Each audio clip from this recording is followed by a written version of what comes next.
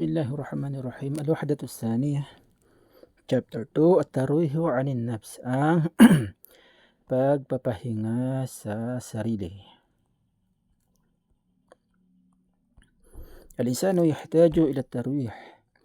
Ang tao ay nangangailangan ng pahinga. Al-hiwar bayna Hisham wa Ibrahim.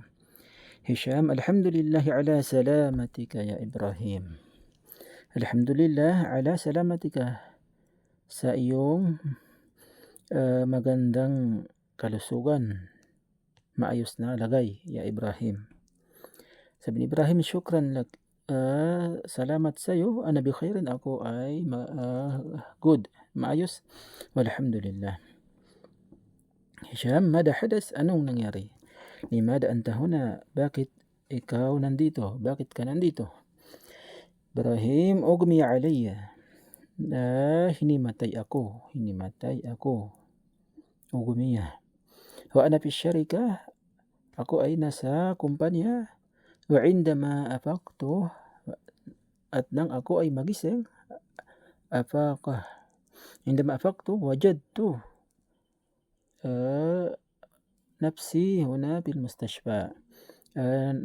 Nadatnang ko, nakita ko, okay, yun, nagising ako. Okay, magising ay nakita ko ang sarili ko, nadatnang ko ang sarili ko dito sa ospital, mustashfa. Hisham, mama ra'yu tabib, ano ang palagay ng doktor? Pahasani tabib, sinuri ako ng doktor, waqala li, at sinabi niya sa akin, anta bi khairin, ikaw ay maayos. Mal mushkila, ano ang problema? Al-amru ajibun jiddan. Ang bagay ay sobrang nakakamangha. Ajib ay nakakamangha. Ang bagay ay sobrang nakakamangha.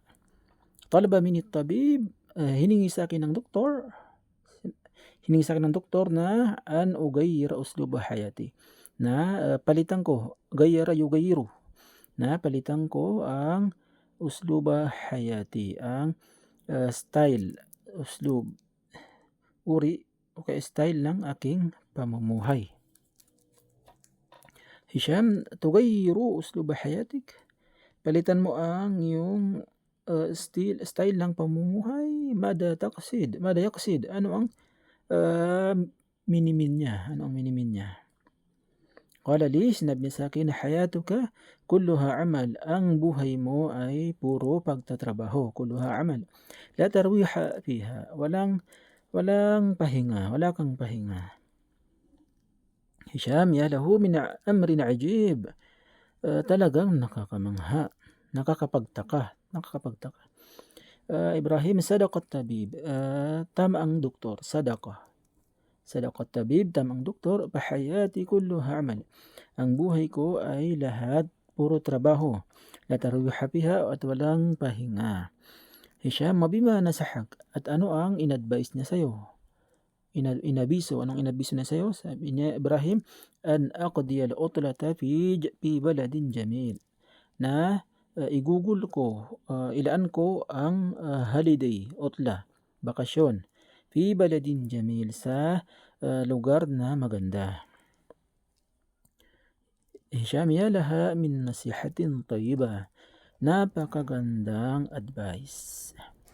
Okay, ito alam niyo na to. Check at saka wrong lang. Sa pangalawa ay ayusin mo yung magkakasunod-sunod niya. Pangatlo ay sasagutan mo, pipili ka dun sa mga nakabox. Panglima, pangapat ay pagduduktunin mo lang yung kalima at saka yung description na, yung ta'rif niya. Gaya ng mustashfa, ano ang ta'rif ng mustashfa? Okay. Adawatul istifham, mga gamit o kaya ginagamit sa pagtatanong. Ito yung man, sino, ma, ano, mada, ano, limada, bakit, kayfa, paano, mata, kailan, aina,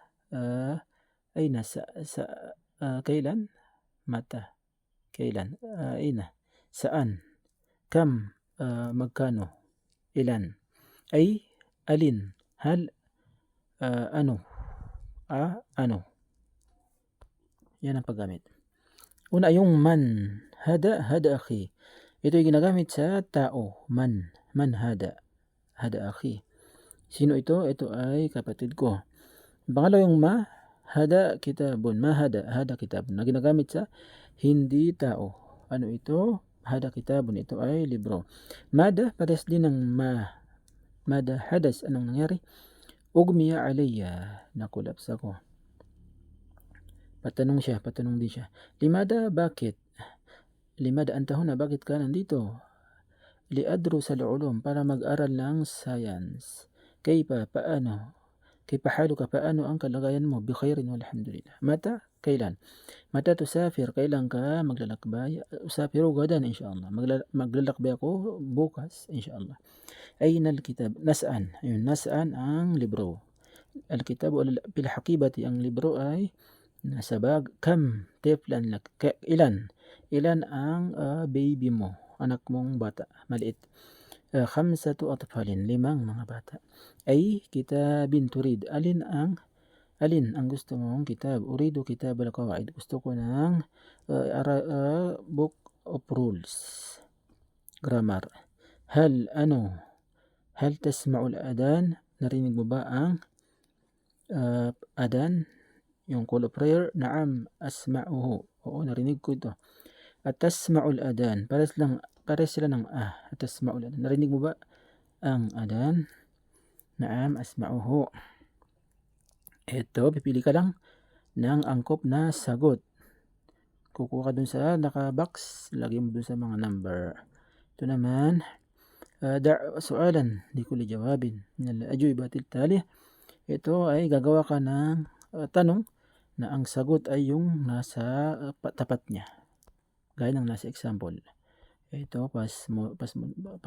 Assalamualaikum warahmatullahi wabarakatuh.